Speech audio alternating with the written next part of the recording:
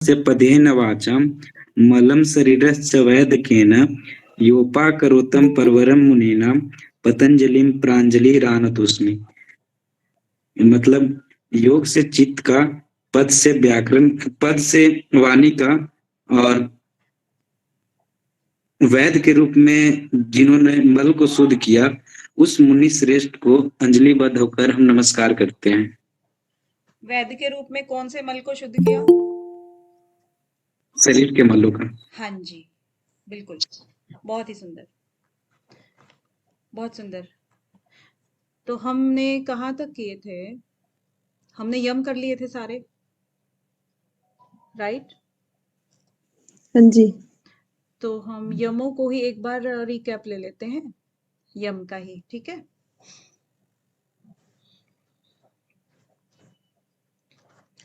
यम कितने बताए थे? 5 प्रकार के यम बताए थे, है ना? कौन कौन से थे? बताएं जरा। अहिंसा, सत्य, अस्तेय, ब्रह्मचर्य, परिग्रह। हाँ, अपरिग्रह, यम, हाँ। और इनको अगर हम 4 परिस्थितियां एक ऐसी थी जिनके अंदर अगर हम पालन करते हैं तो वो महाव्रत कहलाता है। वो 4 परिस्थितियां कौन कौन सी थी? जाति, देश, काल और समय। जाति, देश, काल और समय। Very nice. पूजा जी, पूजा जी ने बताया ना? हाँ जी मैम। हाँ जी, वेरी नाइस। और अगर इनमें यम और नियम, इनमें अगर बाधा पड़ती है तो हमें किस चीज का पालन करना चाहिए? किस चीज की भावना करनी चाहिए? वितर्क, प्रतिपक्ष भावने। हाँ जी, प्रतिपक्ष की भावना करनी चाहिए। तो अहिंसा, सत्य, अस्तेय, अहिंसा, अहिंसा में यम हम पकड़ रहे थे। अहिंसा में अगर हम प्रतिष्ठित हो जाते हैं, और प्रतिष्ठित कब होते हैं? जब हमें वितर्क उठने बंद हो जाते हैं, है ना? जब हम यम का पालन करते हैं तो अहिंसा के अंदर जब वितर्क उठते हैं, यानी कि कभी कभी अगर हिंसा करने का मन करे या विचार आए, मन वचन कर्म, इन तीनों में अगर कोई भी तरह की सिचुएशन आती है, इसका मतलब अभी आप उसमें प्रतिष्ठित नहीं हुए हो। और प्रतिष्ठित कब होते हैं? जब ये वितर्क उठने बंद हो जाते हैं, ठीक है? और उसमें अगर प्रतिष्ठित हो जाते हैं तो क्या होता है? उसके पास जो भी प्राणी आता है वो वैर त्याग, अपना वैर को भूल जाता है। और सत्य में जो प्रतिष्ठित हो गया, उसका क्या होता है फल? क्रियाफल आश्रयत्वम, उसके अंदर क्रिया देने का फल आ जाता है। यानी कि जो अभिशाप होते हैं या वरदान होते हैं, उस तरह के फल देने की उसमें शक्ति आ जाती है। अस्तेय प्रतिष्ठायाम सर्वरत्न उपस्थानम, जो अस्तेय का पालन करता है, जो चोरी नहीं करता है, ईमानदार रहता है, जो उसमें प्रतिष्ठित हो जाता है, तो वो उसके सामने सभी रत्न उपस्थित हो जाते हैं। इसके बाद है ब्रह्मचर्य प्रतिष्ठायाम वीर्य लाभ, और ब्रह्मचर्य में जो प्रतिष्ठित हो जाएगा वो शक्तिवान हो जाएगा, वीर्य लाभ होगा, और वो साधना में उसको लाभ मिलेगा।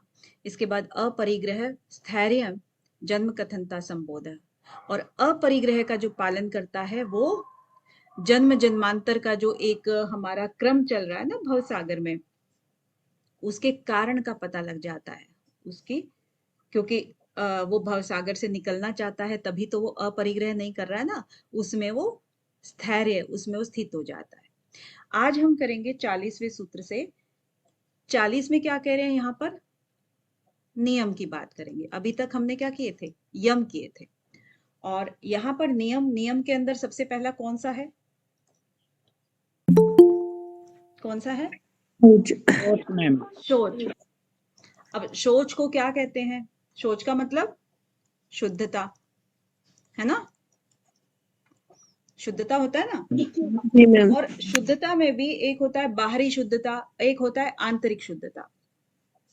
तो 40 वाला सूत्र हमारा कह रहा है बाहरी शुद्धता, और 41 वाला सूत्र कह रहा है आंतरिक शुद्धता। अब बाहरी शुद्धता में क्या कहते हैं? शोचात स्वांग जुगुप्सा परैर असंसर्गः, यानी कि जो बाह्य शौच है, बाह्य शुद्धता है, उसका जब हम अभ्यास करते हैं तो अपने ही अंगों से घृणा हो जाती है और दूसरों से हट कर रहने की इच्छा होती है, ठीक है, इसका शाब्दिक मीनिंग हो गया ये इस पूरे लाइन का। अब हम एक एक अक्षर को देखेंगे, है ना। एक एक अक्षर को कैसे शोचात का आपको पता लग ही गया है कि क्या क्या चीज है। शोचात का मतलब शुद्ध, शुद्धता।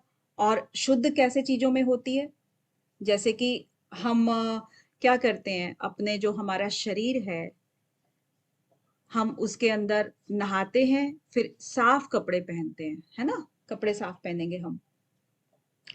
फिर धीरे धीरे अपने जो नाक कान वगैरह सब हैं इनके अंदर से अपना ही मल निकलता है कोई एक प्रकार का। और वो मल क्या है, ऐसे तो है नहीं कि बाहर से लग गया, अंदर से निकलता है ना। जो अंदर से निकलेगा तो आपको क्या लगेगा कि ये सारा मल तो हमारे अंदर ही भरा पड़ा है, यही लगेगा ना। रोज आप कहीं भी अपने खुद के अंगों को ही देखोगे, नाक से कुछ अलग तरह का है, कान से कुछ अलग तरह का है, और गुदा से कुछ अलग तरह का है ना। इस तरीके से जितने भी आपके छिद्र हैं उन सब से कुछ ना कुछ आपका मल निकलता रहता है, और उन मलों को आपको डेली साफ करना पड़ता है, प्रतिदिन आप उसको साफ करते हो। तो धीरे धीरे क्या सोचते हो कि हमारा शरीर जो है ना अंदर से कितना भयानक है, कितना घृणित है। तो जब ये चीज आपके दिमाग में आती है तो स्व अंग, स्वांग का मतलब है स्व अंग, खुद के ही अंगों से, है ना, इसका मतलब स्वांग, खुद के ही अंगों से। जुगुप्सा, जुगुप्सा मतलब घृणा होना, घृणा। घृणा, यस। तो खुद के ही अंगों से घृणा हो जाती है, हो जाती है ना, कि भाई ये तो क्या शरीर है इसके अंदर, और ये एक स्किन से ढका हुआ है। अगर इसको स्किन को निकाल दो तो आपने डॉक्टर वगैरह को भी देखा होगा, कभी वो ऑपरेशन करते हैं तो क्या कोई देख पाता है, या किसी का एक्सीडेंट हो जाए तो भी नहीं देख पाते हैं, है ना। इतना अपने आप में आंखें बंद कर लेते हैं कि ओ हो इतना कुछ भरा हुआ है शरीर के अंदर।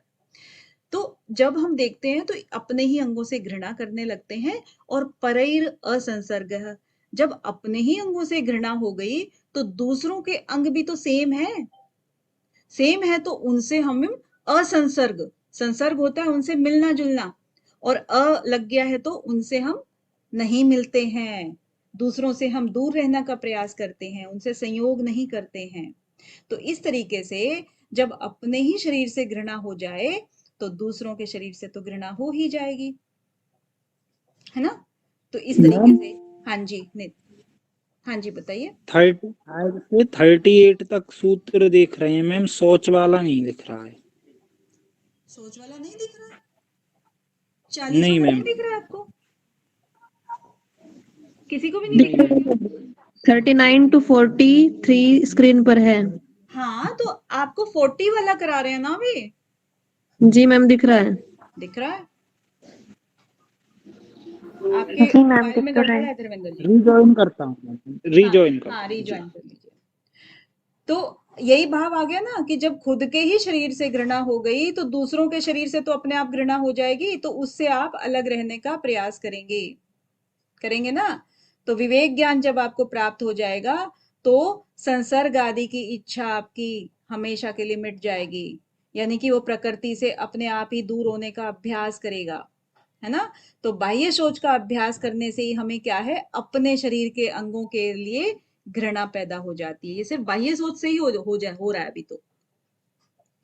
तो उससे अलग रहने का मन करता है, ठीक है। 41 वाले में क्या कह रहे हैं कि सत्व शुद्धि सौमनस्य एकाग्र इंद्रिय जय आत्मदर्शन योग्यत्वानि च।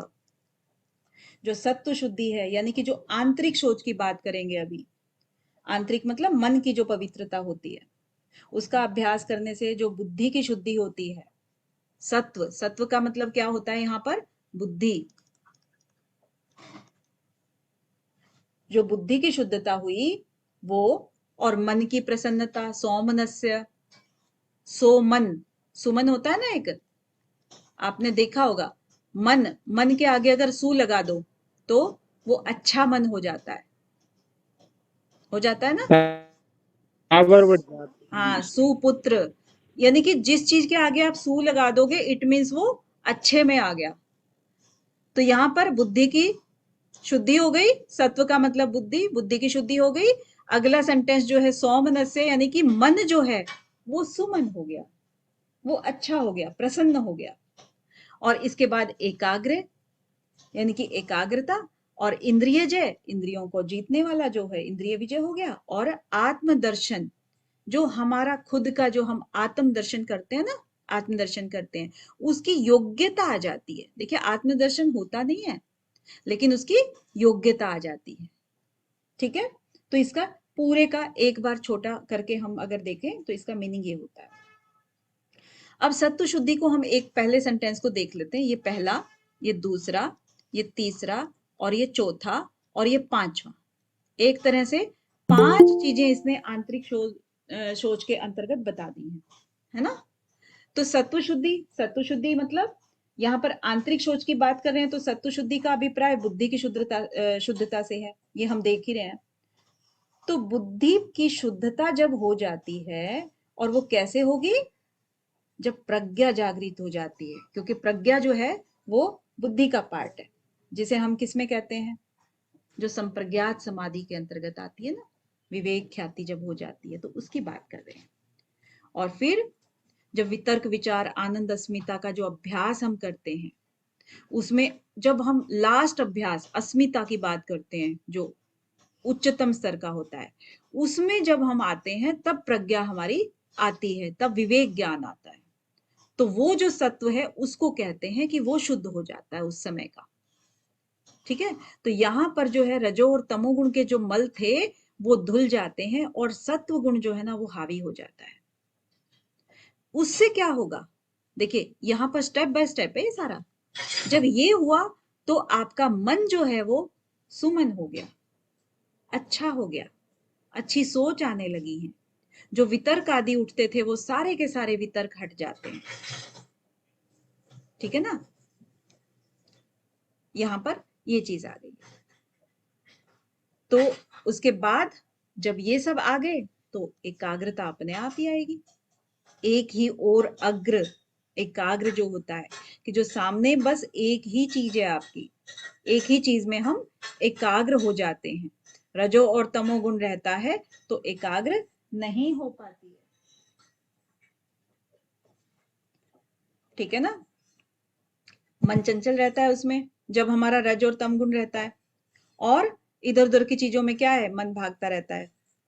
भागेगा ना जब रजो और तमोगुण होगा तब। तो एकाग्र जब होगा, जब सत्व गुण होगा, सत्व गुण के द्वारा हम अपने मन को एकाग्र करके आलंबन में, एक ही आलंबन में जो सत्व गुण का आलंबन था उसमें लगा करके हम चलते हैं। ठीक है ना, तो वहां पर फिर एकाग्रता का अभ्यास हो जाता है हमारा। और जब एकाग्रता का अभ्यास हो गया तो फिर अब देखिए इसके बाद इंद्रिय जय, इंद्रियों पर नियंत्रण अपने आप ही हो गया, क्योंकि हमने बाकी चीजें छोड़ दी हैं, एकाग्र हो गए हैं हम। तो इंद्रियों पर विजय होगी हमारी, और उसमें सेम चीज है सारी की सारी, सारे मल हमारे धुल गए और इंद्रिय जय हो चुके हैं। अब इनके करने से क्या होगा, हमें आत्मदर्शन की योग्यता आ जाती है।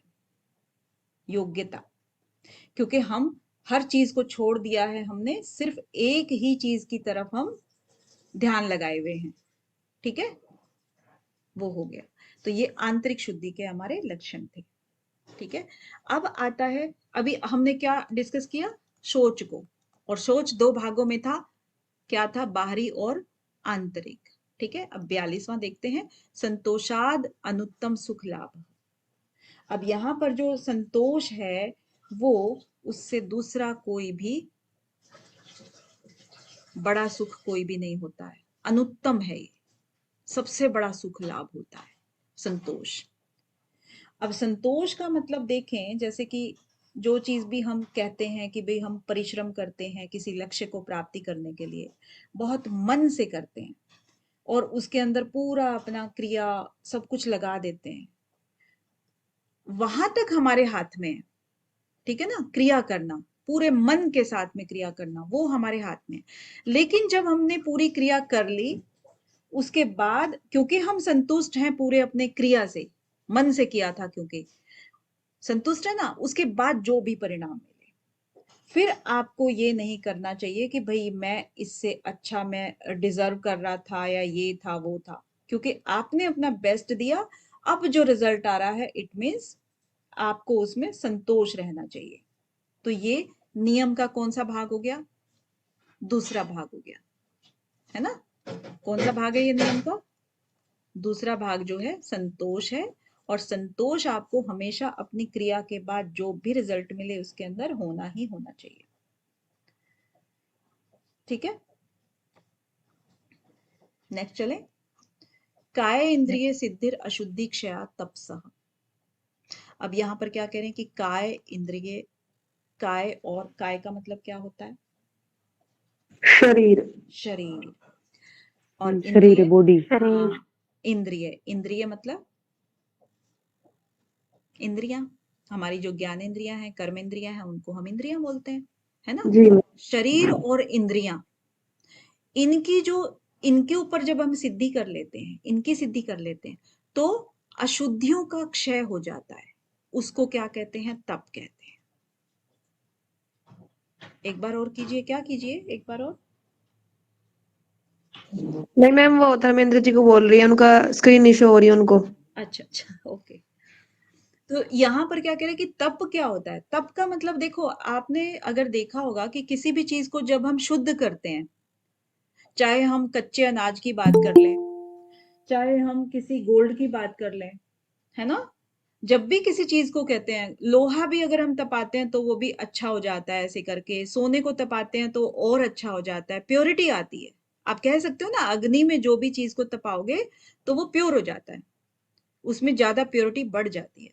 तो तप, तप का मतलब भी आप इसी चीज से ले सकते हो कि तप का मतलब यहाँ पर जो हमारा शरीर है, जो हमारी इंद्रियां हैं, जब हम इनको कंट्रोल करते हैं, इनके ऊपर जब हम काम करते हैं, तो वो धीरे धीरे करके शुद्ध होना स्टार्ट हो जाती हैं।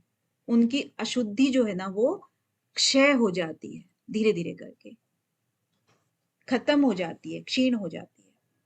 जैसे पुरुष और प्रकृति जो हम यहाँ पर बात कर रहे हैं, जब हम इनमें, प्रकृति और पुरुष, इनसे मिल करके कोई भी प्राणी आता है ना यहाँ पर इस दुनिया में जो है, अब जब धीरे धीरे करके जब वो अपनी इंद्रियों को और शरीर को इन प्रकृति की चीजों से धीरे धीरे वैराग्य के द्वारा जब इनको अलग करेगा, अपनी इंद्रियों को अपने अंदर सिकोड़ेगा, तो ये शुद्धता बढ़ती जाएगी उसकी।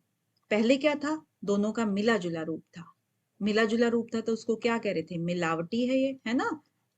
मिलावट है इसके अंदर। और मिलावट क्या होती है? मिलावट प्योर नहीं होती है, वो अशुद्ध होती है। और अगर उसकी शुद्धता को धीरे धीरे हम बढ़ाएंगे, तो हमें तप के द्वारा, यानी कि उसके अंदर प्रयास करना होगा, हमें इंद्रियों को काबू में करना होगा, इंद्रियों को बाहर से भगाना होगा जो बाहर भाग रही थी, अपने आप को द्वंद्वों से मुक्त करना होगा। इस तरीके से धीरे धीरे हमारी अशुद्धियां जो हैं वो कमजोर हो जाती हैं, और कमजोर होते होते वो खत्म हो जाएंगी। ठीक है ना? और जब खत्म हो जाएंगी तो काय और इंद्रिय, इनकी शुद्धि हो जाएगी, इनकी सिद्धि। सिद्धि का मतलब यही होता है ना कि जब हम इनमें पारंगत हो जाएंगे किसी भी चीज में, कि यहाँ से हमने इंद्रियों को अपने आप में समेटा था और अब इसकी हमें हैबिट हो गई है, अब किसी चीज के लिए हमारा मन नहीं ललचाता है, किसी चीज के लिए दुखी नहीं होता है, किसी चीज के लिए सुखी नहीं होता है, तो सब चीज हमारे नियंत्रण में हो जाएंगी। ठीक है ना? और ये स्वाभाविक सी बात भी है कि जब ये चीज का अभ्यास करेंगे किसी भी चीज का, तो अशुद्धियों की क्षय तो होगा ही ना। काय इंद्रियें सबकी सब हम किस लिए करते हैं? होती है ना, ये सब प्रैक्टिकल आप देखोगे तो होता है।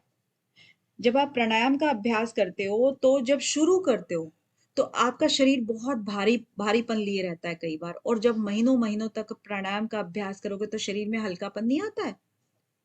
आता है ना हल्कापन। जी इसका मैम। मतलब क्या हुआ? जो हमारी नाड़ियों में जो अशुद्धियां थी, जो मल भरे हुए थे, या जो हमारा कफ भरा हुआ था इतना सारा, वो धीरे धीरे करके क्षय हो गया। इसी चीज को कह रहे हैं कि वो अशुद्धि क्षयात, सारी की सारी अशुद्धियों का क्षय हो गया तप से। और तप का मतलब यहाँ पर वही चीज है कि किसी भी चीज का आप जब आप अभ्यास करते हो तो वो तप है। राइट? अब जी मैम। 44 वाले सूत्र पे आ जाते हैं कि स्वाध्यायात इष्ट देवता संप्रयोग। तो स्वाध्याय से, स्वाध्याय का मतलब क्या बताया था? आप बताएं। स्वयं का अध्ययन करना। एक तो स्वयं का अध्ययन था, है ना? हाँ जी, उसका अध्ययन। और एक ग्रंथों का भी।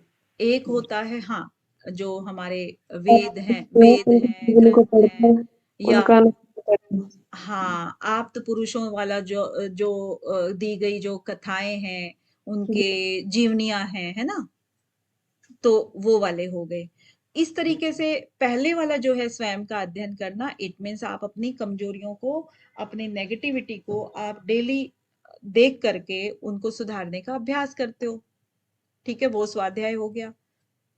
दूसरा, आप जो है किसकी प्रेरणा लेते हो, ये प्रेरणा के स्रोत होते हैं दूसरे वाले, इनकी प्रेरणा से ही आप ये अध्याय करते हो। तो स्वाध्याय का मतलब आपने देख लिया। अब इष्ट देवता संप्रयोग, यानी कि जो इष्ट देवता का मतलब हुआ जो आपका अपना, जिसको आप मानते हो हमेशा से, इष्ट देवता, उसका संप्रयोग का मतलब उससे आप मिलन हो जाता है, आपका उससे मिलन होना, यानी कि आप अपने इष्ट देवता से मिल लेते हो अगर आप स्वाध्याय करते हो तो। आपका जो भी प्यारा है, प्रिय है, प्रतिष्ठित है, कोई भी चीज है, चाहे वो देवता चाहे आपके ईश्वर हैं, चाहे कोई भी है, आदरणीय जो भी है ना? जब आप दिन रात उसके बारे में पढ़ोगे तो क्या होगा, कभी ना कभी तो आप उससे साक्षात्कार कर ही लोगे। आपको ऐसे लगेगा, आभास हो या चाहे जो भी हो। क्योंकि जो मान लीजिए कृष्ण भक्त होते हैं, बहुत किस्से ऐसे सुने हैं ना कि उनके सपने में कृष्ण जी आए, तो आए क्योंकि उनके दिमाग में दिन रात यही तो चिंतन चलता रहता था कि मेरे कान्हा ऐसे हैं, मेरे कान्हा वैसे हैं। तो दिन रात जब चिंतन चलेगा तो कभी ना कभी वो उनको आभास होगा कि अरे मैंने इनको शायद देखा है अभी, है ना? तो ये चीज आती है स्वाध्याय से, यानी कि आप उसको स्वाध्याय करते रहते हो उसका, इष्ट देवता का, तो कभी ना कभी आपसे उनका मिलना हो जाता है, राइट? अब 45 में क्या कह रहे हैं कि समाधि सिद्धि ईश्वर प्रणिधाना। अब समाधि सिद्धि से क्या होगा,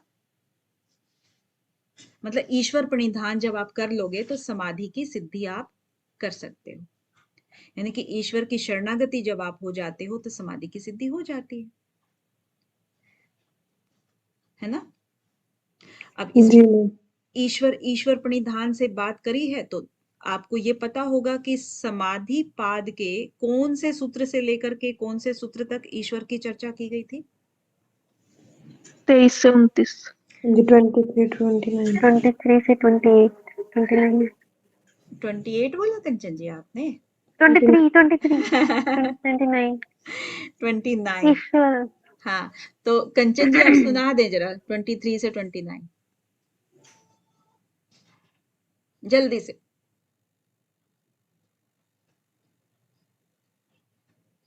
माइक खुला नहीं है अभी 23 से मैम। हाँ, नहीं 23 नहीं ईश्वर परिधानाद्वा कलेश कर्म विपाक आश्रय परामिष्ट पुरुष विशेष ईश्वरा तस्य निरतिशं सर्वज्ञ बीजं सयेषा पूर्वेषामपि गुरु काले नानावच्छेदात् तस्य वाचः प्रणव तज्जपस्तदत् भावनम् ततः प्रत्येक चेतनाधिगम अप्यंतराय भावनाश्च। भावनाश्च, ना?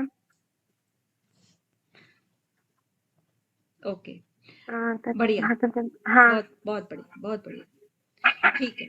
तो अभी क्या था ना कि जो समाधि सिद्धि यानी कि ईश्वर के प्रणिधान हो करके जो उन्होंने बहुत बड़ा एक उपाय बताया था, तो उससे भी आप समाधि की सिद्धि प्राप्त कर सकते हो, यही वो कह रहे हैं यहाँ पर भी। तो प्रणिधान का मतलब जो आपको पहले बताया था कि प्र का अर्थ क्या होता है, जो पूर्ण रूप से, प्र यानी कि कंप्लीट, पूर्ण रूप से आप उसके समर्पित हो जाओ, नहीं मतलब शरण में, पूर्ण रूप से आप उसके शरण में हो जाओ, ठीक है? और धान का मतलब होता है आधार, वैसे प्रणिधान देखो अलग अलग बता दिया है आपको, आधार यानी कि किसी आधार पर पूर्णता समर्पित कर देना, मतलब कोई भी आप चाहे चीज कर रहे हो कंप्लीटली आप उसको समर्पण कर दो। तो वो चीज यहाँ पर कह रहे हैं, जब कंप्लीटली आप समर्पण कर दोगे तो आपके कर्म जो रहेंगे वो क्या रहेंगे, निष्काम, निष्काम हो जाएंगे ना। और निष्काम हो जाएंगे तो आपके जो कर्म फल हैं वो काम नहीं करेंगे, विपाक काम नहीं करेंगे, तो फिर आपकी समाधि सिद्धि हो जाएगी, क्योंकि आपको कोई टेंशन नहीं है लाभ हानि की या किसी और तरह की चित्त की वृत्तियां आपकी जो है ना वो एक तरह से निरुद्ध हो जाएंगी, तो समाधि की सिद्धि हो जाएगी यहाँ पर। तो कौन सी समाधि की बात कर रहे हैं यहाँ पर, बताइए। यहाँ पर जो समाधि की बात की है, कौन सी समाधि की बात की है? मैम संप्रज्ञात। अरे वाह, बहुत बढ़िया। क्यों? मैम क्योंकि मैम वो जो ईश्वर का प्रणिधान है वो विषय तो है ही, उसको सोचता तो है ही। ये बात बहुत ही सुंदर, क्योंकि ये विषय है। Very nice. क्योंकि ईश्वर के प्रणिधान हो करके कर्म देखे, निष्काम कर्म में तो आ गया वो, लेकिन अभी भी उसका आलंबन है ये। कौन है आलंबन? ईश्वर। इसका आलंबन लेकर के वो चल रहा है, और जब तक संप्रज्ञात रहती है तब तक कोई आलंबन रहेगा ही रहेगा। असंप्रज्ञात के लिए हमें सबके सब आलंबन छोड़ने पड़ते हैं। ये भी आलंबन जो है ना वो भी हमें छोड़ना पड़ेगा। ईश्वर भी विषय है। हाँ, ईश्वर भी विषय है, तो सारे विषयों से निर्विषय होना पड़ता है, तब जाकर के असंप्रज्ञात समाधि घटित होती है, जो क्या कहलाती है? निर्बीज समाधि। ठीक है, कोई भी आलंबन उसमें नहीं रहता है। राइट, चलिए, तो आज का ना 5 सूत्र आपके हो गए हैं, और